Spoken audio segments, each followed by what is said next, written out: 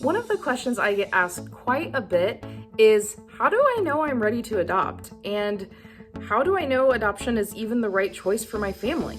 And these questions totally make sense because, as I'm sure you already know, the decision to adopt is one of the biggest choices you will ever make in your entire life, and it's very important not to jump into that blindly. So how do we know we're truly ready to adopt? If you have that question, you definitely do not want to miss out on my free adoption quiz. If you're someone who's thought about adoption and you're researching a little bit, but you're still not sure if it's right for you, this quiz is perfect for you to figure out kind of where you're at and if adoption could be the right choice for you or not. So in the description of this video, I have linked to the quiz. You can download it right away and take it. In fact, I actually recommend that you pause this video, take the quiz, and then come back, because the video will be more helpful if you already kind of know where you are within these categories. Like seriously, you can pause the video, I won't be mad. All right, did you get the quiz? Good. So now let's go ahead and talk about some of the things you need to know before you jump into the adoption process.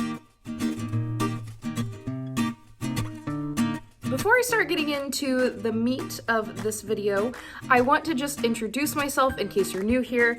My name is Katie, and I am an adoptive mom of 3 kids ages 4 to 11, and we adopted all of our kids through foster care. Here on my little home on the internet, I share tons of tips, information, and personal stories about adoption to help you along your journey to adopt. So if any of that interests you, I would love you to hit that subscribe button so that you don't miss out on my upcoming adoption videos. There are a lot on the docket. So if you are at this stage where you're getting started on your adoption journey, make sure to subscribe. Okay, so let's jump into it here. The first thing you need to figure out before you begin the adoption process is you need to assess your locational stability. Stick with me, I know that sounds like a big word or big term, but I promise you, all I mean is, are you going to be living in the same place long term?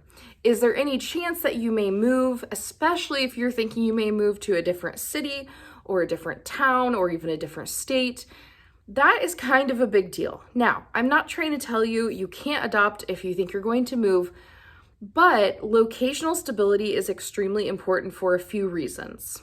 Reason number 1 is that typically if you are licensed to adopt, you are licensed within your state. So if you are thinking about moving states, you would have to get a new license, and usually you have to start over the entire process when you go to a new state, which is a big headache when you have to take all of these classes and it takes a lot of hours to get through them. However, I would argue that even if you're moving within the state where you think that's a very strong possibility within the next year or so, I would personally wait to begin the adoption process. Now, in my experience, we adopted waiting children from foster care. So you have to realize that children who have been in foster care have gone from home to home, often several times throughout their lives already. Not only were they removed from their birth family's home and then placed in foster care, but even apart from that, they're often moved to several foster homes throughout their time in foster care, especially depending on how long they were in care. So as you can imagine, each time a child has to move to a new home, there's a sense of loss. There is a loss of their regular schedule, of their regular environment and what they're familiar with.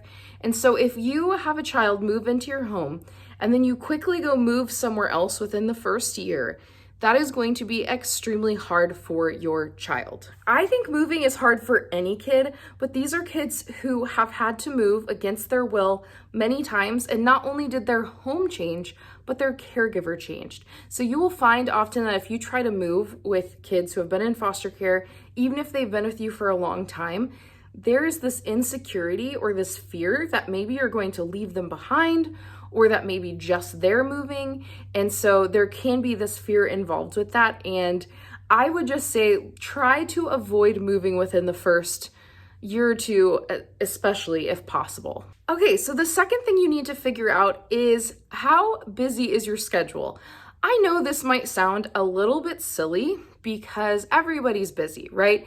If you are like me in the United States of America, I think that our culture promotes busyness as, I don't know, we always say like you wear busyness as a badge of honor. I definitely think that is true. However, if you are going to be taking on kids who have experienced trauma, they are going to add a lot to your schedule. Adding kids adds a lot to anyone's schedule, but when you have kids with trauma who may need special therapies, who may need special like social groups or things like that, your schedule will get much busier.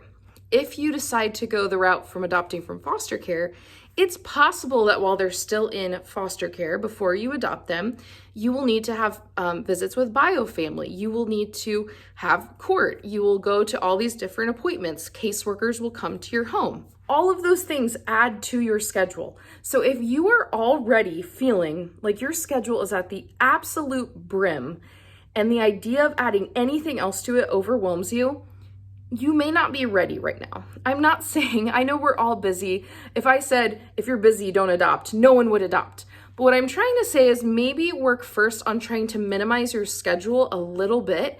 Make sure you have little gaps of time because you will need it. The next one I want to talk about is mental and emotional health. I hope this is fairly obvious, but if you are in a really bad space mentally or emotionally, then I do not think that adopting is the best idea right now. I am not saying that if you struggle with mental health or if you go through something hard, that means you're incapable of adopting. I myself have struggled with depression and anxiety over the years, and I really struggled with it once we were placed. And I felt like I was in a pretty good spot before we jumped in. So as you can imagine, this is very common that for foster parents or adoptive parents, we get what's kind of called like secondary trauma, secondary PTSD from hearing stories of our kids and things they've been through, or even just caring for someone who has this sense of fear and sense of distrust for quite a while can really put you on edge. So if you are already feeling on edge all of the time, this may not be the best time. However, I think that even if you struggle with depression or anxiety or you have in the past, that actually can be a tool to help you because you may understand what your children have been through if you end up adopting. But what I recommend is that you actively seek out therapy, you seek out a way to work through these emotions and talk to someone and potentially even look into medication, whatever seems right to you. I am no doctor, I am not a therapist, so make sure that you talk to someone if you're really struggling.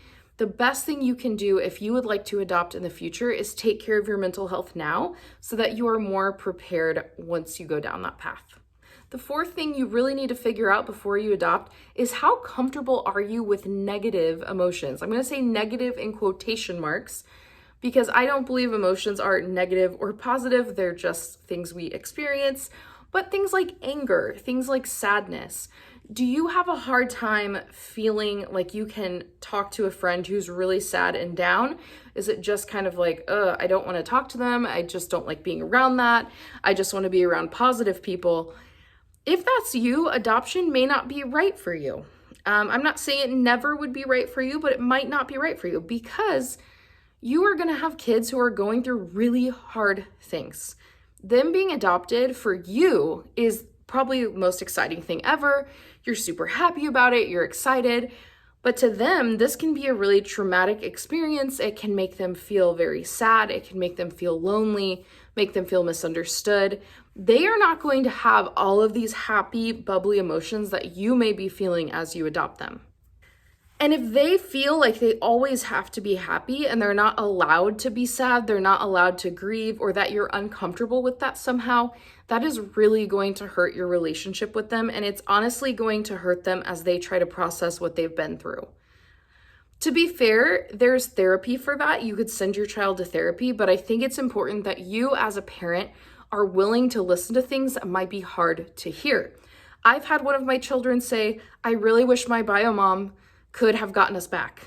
And as hard as that might be to hear, I totally understood it. And in the moment I said, that makes sense, and she was grieving the fact that we adopted her, even though she said, I'm happy I'm adopted, but I'm sad that my mom couldn't get us back or didn't get us back. And those are the types of negative, quote unquote, emotions that you're going to deal with. And your kids are going to have questions and they're going to be sad. They're going to grieve the loss of their first family.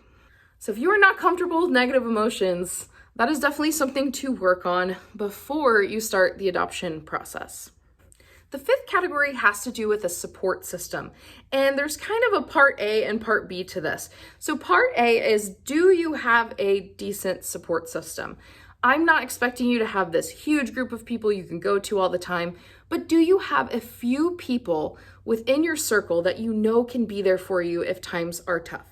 These are people who can help with childcare, because if your kids are adopted from foster care like mine, at the beginning, not just anyone can watch them. So do you have people who'd be willing to go get fingerprinted or to have their background checked to be able to watch your kids? Do you have people that may be willing to watch your kids so you can go away on a weekend trip to get some respite? And I think this is also very important. Do you have someone in your life, whether it's a therapist or a really close friend or family member, that you know you can talk to if you're struggling? And then the part B of this is, how comfortable are you asking for help? I think, again, part of American culture is we hate asking for help. Not everyone, but I think as a culture, it's kind of valued the pull yourself up by your bootstraps. Like, I never asked anyone for help. Well, guess what? We're not meant to live alone. We're meant to live in community. We're meant to rely on each other. You need to be okay asking for help. You need to be okay telling people you're not okay. Because if you cannot ask for help, you will feel like you are drowning and you will really need help. So you really have to ask yourself, in the past, when I've really struggled, did I ever ask for help? Was I ever comfortable asking for it? And I've actually had friends come to me from my church group, and they were like, something I admire about you is that you ask for help. And I was like, I always felt bad that I asked for help, because I'm thinking like, that's not what people do. They don't ask for help. But I needed help at that time. And I was like, please, can someone help us? Can someone babysit? Can someone do something? I just need help. And I've had a couple friends tell me like they really appreciated that, and it made them feel kind of more brave for themselves to ask for help. So I was like, okay, well, I guess my incompetence like led to me asking for help, and encourage them. But don't be afraid to ask for help. There are people in your life, I guarantee you, who want to help you, that it will fulfill them to help you. This next category only applies to you if you're married, but if you are married, hear me out, because this is super important. If your marriage is not doing well right now, do not adopt a child. A child is not a band-aid for a relationship that is not doing well. This goes for giving birth to a child, and this definitely goes towards adopting a child. It is not fair to the kid to have to be a band-aid for your marriage. This one really hits me personally, because we have some friends whose son was in a couple failed adoptions before he came to them. And one of the most recent failed ones had to do with a couple who clearly their marriage was falling apart, and they decided to adopt to try to fix their marriage. Adoption is not going to fix your marriage. If anything, it is going to challenge your marriage and push you farther than you've gone before, and you're going to have to work through new things you've never had to think through. So if you don't have a strong foundation to begin with, you should not be adopting yet. I really recommend that you be married for a couple of years before you adopt, if you are married. I'm not against single people adopting, okay? So hear me out. But if you have that relationship with another person, you guys need to be on the same team. You need to be united. You need to have good communication if you are going to do this together. So if your marriage is a little rocky right now, work through that before you adopt, please. And maybe adoption won't end up being right for you guys at this point if you really need to focus on improving and strengthening your marriage. There's nothing wrong with focusing on that. And if you have other children, this last category applies to you. If you already have children, you need to assess how well you think they would do welcoming a sibling into your home, because this is not going to just be the typical, you have a baby and the older kid's a little jealous because the baby's getting a lot of attention. There's more to it. You have a kid with trauma who may act out towards the sibling. It's not this little baby who's cute and doesn't ever really do anything against that child. There could be conflict. There could be a lot of issues. So if you think your child would really not respond well to that right now, you may need to work on preparing them for that idea. maybe go hang out with an adoptive family or talk to someone and get some ideas about ways to incorporate your biological child or your previously adopted child with the new kid that is moving in. Also, if you have children in your home already with special needs, there is a reality that a lot of adopted children have some sort of special need. I would argue that having trauma is a special need as well. That is something every single adopted child has, whether they're an infant or they're 16 years old. There is a level of trauma for every child who has had that connection with the birth parent cut off and is now with a new family. So if you already have a child with special needs, this does not mean you cannot adopt. In fact, I think special needs parents often make some of the best adoptive parents because they've already kind of been through the ringer a little bit. They have that experience and they're more equipped. However, if your child's needs are so big right now that you don't feel you're meeting them well, then it may not be the best time to adopt. So there you have it. Those are the main categories I think every person needs to think through before they jump into the adoption process. This means before you look for an agency, before you decide on the age range you're comfortable with, anything like that, you need to first assess these areas to see if you are truly ready to adopt. And you may find after watching this video or after taking my quiz that maybe adoption isn't right for you, and there is no shame in that either. I don't think adoption is cut out for everyone. I think a lot more people could do it than they think that they could. But because I have people tell me I could never do that. They probably could. They might do it a lot better than I do, honestly. But you need to really assess yourself. Are you ready to adopt? Can you handle it? Are you going to be able to be the best parent you can for your future child? Thank you so much for making it to the end of this video. If you enjoyed it, could you give it a thumbs up? But more than anything, if you have not downloaded the assessment yet, go ahead and do that. That's my free gift to you. For anyone who's considering adopting, I would love to walk along this journey with you and help you in any way that I can. Thank you so much for watching. I hope you have an awesome week, and I will see you next time.